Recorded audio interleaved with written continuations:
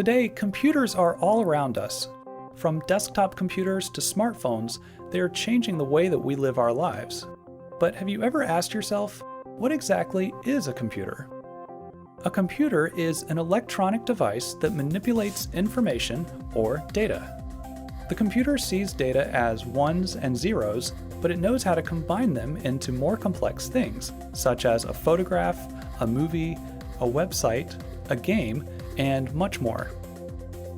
Computers use a combination of hardware and software.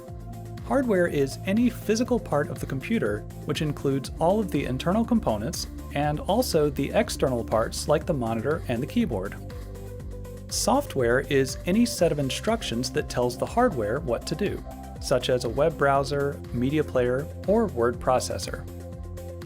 Now, when most people say computer, they're talking about a personal computer. This can be a desktop computer or a laptop computer, which has basically the same capabilities, but in a more portable package. Personal computers come in two main styles, PC and Mac. PCs are the most common type. There are many different companies that make them, and they usually come with the Microsoft Windows operating system. Macs, or Macintosh computers, are all made by one company, Apple, and they come with the Mac OS X operating system. Computers come in many other shapes and sizes.